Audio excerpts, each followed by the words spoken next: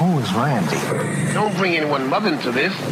Yo, mom in the fucking stand! Seeing you on television, and you were from, what part of Russia are you? I'm from Ukraine. Ukraine. Yeah. Oh, so Yeah. oh wow, Yeah. Oof, deep. Oof. You guys are in the news all the time now. Yes, Yeah. we are. Yes, we are. Yeah. But it's Where? interesting. Where? Yeah, like Oh, specific- what's it called? Odessa. Odessa, on the yes, Black Sea. Yeah. that's its own Yeah. language Yes. too. You guys speak your own. Yes, and you had, Odessa. even though you had shortages in Hungary, and you didn't have anything close to our shortages. You know, Really? oh my goodness, You guys got it worse than we We did. were dreaming to go to Hungary. You know, we were hungry to go to Hungary. Man, But Yeah. how does it, like, I mean, the whole idea of just, immigrating and that is in and of itself is a thing. But how do you even entertain the idea of, were you a fan of stand-up? Actually, I was a successful comedian there. I was 26 when I left. So I was doing comedy since I was like 15. Stand-up was big What? there? But how? Well, it There was wasn't no big. freedom of speech. That's correct. How did you That's do correct. it? Well, we had, when you want to be a professional comedian, you have to submit your material to Department of Jokes. And it's part of Ministry of Culture, right? And they have Department of Music, Department of Dance, all the departments, and bureaucrats are basically telling you this, you can't do this. Do they give you any notes, like, Oh, yeah. creatively? What or are the just guys? like No, you're not allowed? creative. They're just like, this is no. not gonna hit. Yeah, No. this is not going to happen. This is not going to happen. And you push the envelope just a little bit, but you can get in big trouble if you. You Yeah. end up in a gulag somewhere. That's yeah? right. That's no, right. literally. Yeah.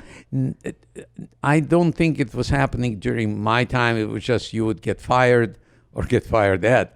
But they weren't killing people or putting them away during that time in the 60s and so.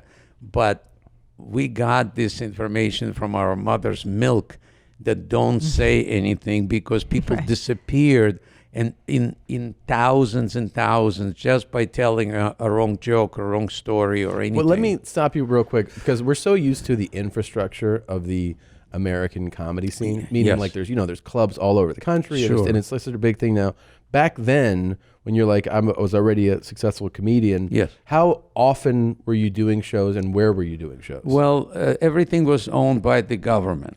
So, including theaters and including clubs. Lounges and bars. Yeah, that- no, there was very little. It was very straightforward. It's normally a 2,000 or 1,000 seat theater. Okay. There's no alcohol. There's not, but it's popular. It's obviously a thing. It's enough to eventually I was doing okay, Yeah. and then I started working on the cruise ships. I call it the love barge, but it was still, That's a great. cruise ship. And that's where I was able to perform. And that's where I got introduced to idea even because we were not allowed to see or communicate or be with anybody from outside Soviet Union. So foreigners who would come, they would make sure that the KGB was around them, so there was no contact because, Jesus. well, They didn't want you to get polluted by their thoughts. the way you control the socialist society is by cutting off the information from the outside, so religion is gone.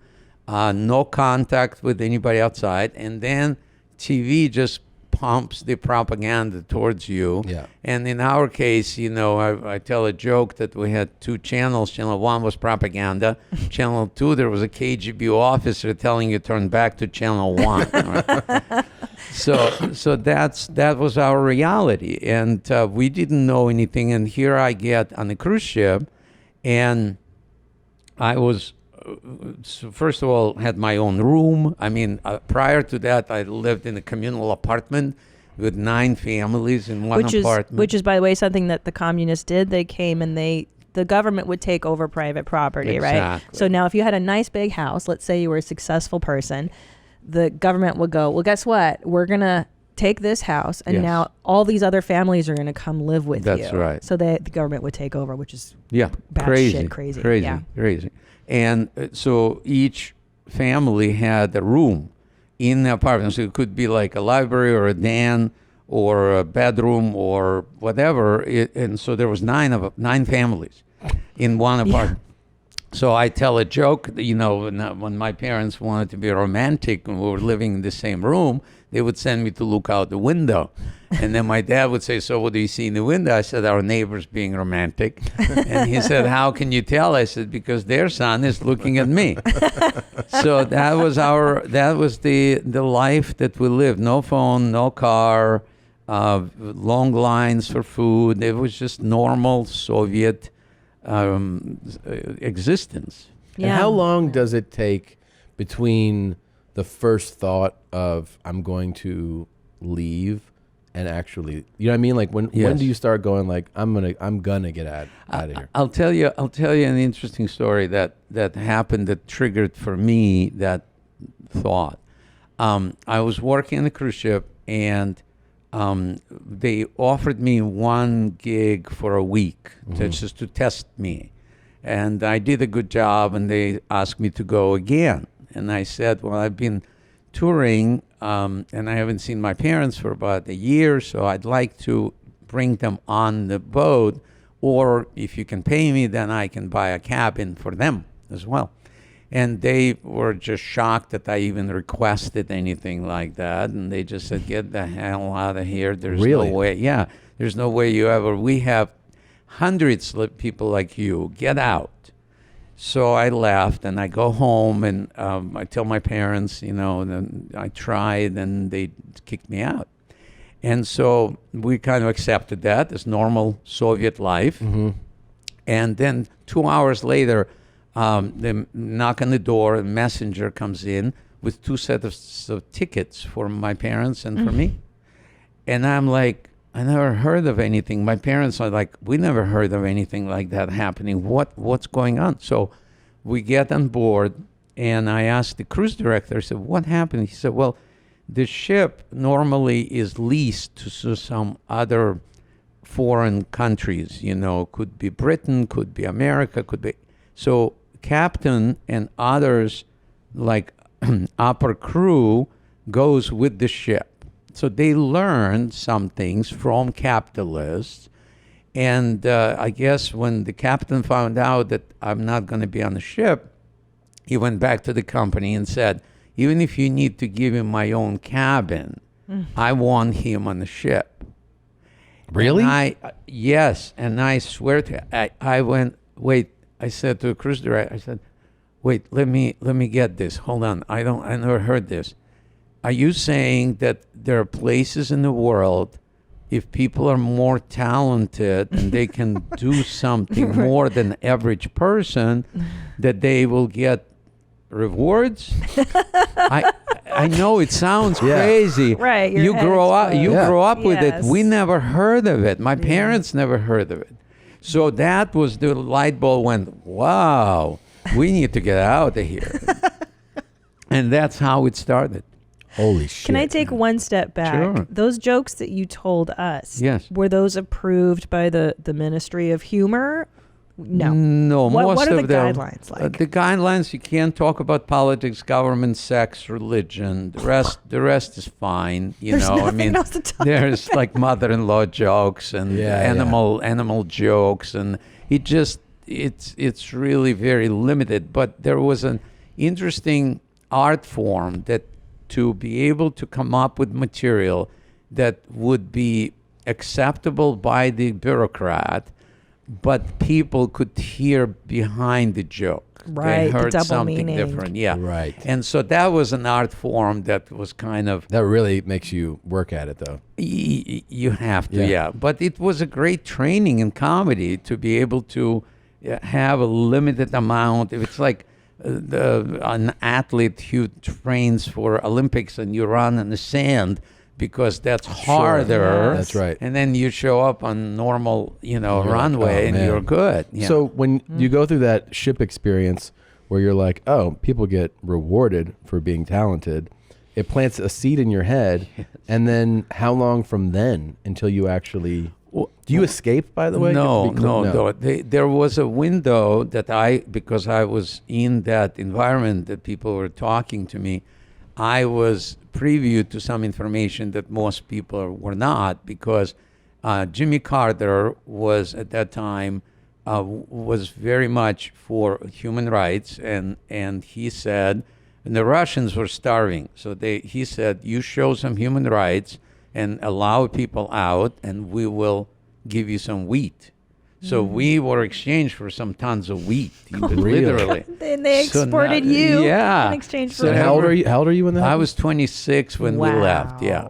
Did Yeah. you leave with your Parents? Yeah. That's so fortunate. It was, but it was Yeah. also another trick that the Soviet government did. They would say, if a young person wants to leave, they have to take their parents with them because they didn't want to take care of the parents. Right. Right? But it was a trick because most older parents did not want to go. Oh, right. So most of the time, the answer would be, no, we're not going. Right, because they don't want And- to pick up and leave when they're 70. Exactly. Yeah. And my dad was into listening to Voice of America. He was. That's what my dad listened to. It, That's what inspired him. I think Americans should listen to Voice of America. sometimes. That's what my dad said. I want to come to America because of that. He Yeah. would get that one show. Yes. Yes. And the Beatles too, as Yeah. Britain. But Yeah. he Yeah. loved it. And Coca-Cola. Yeah. He would find somewhere to get a bottle of Coca-Cola with my Yes. mother, and that was just like, I gotta go to America because it was so wonderful. Yeah. Yeah. Yeah. We didn't have. I remember making bootleg copies of the Beatles because they were outlawed in the Soviet Union because they had long hair. And Yeah. that would not be, Yes, that it's true. music Just is like not the to be gays. tolerated. Just like the gays, Right. Just like the radio gays. free, Right. radio free.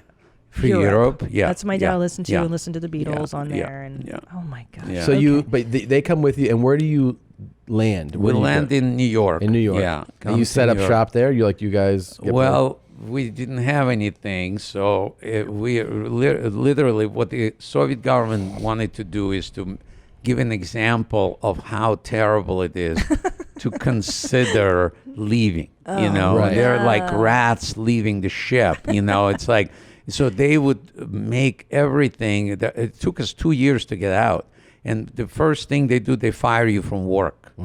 And so you have no means. So most people watching this struggle go, I'm not doing that. And so we were able to, my dad was an inventor and he was able to create something that really gave us an opportunity to get out. And so we had a little bit of money to survive this. Most people didn't. So when we come to America and they exchange us, when we left, they exchanged each person $100 you could have to take with you. That's it. And then Jesus. a couple of suitcases of clothing and just whatever, necessities. And that's it.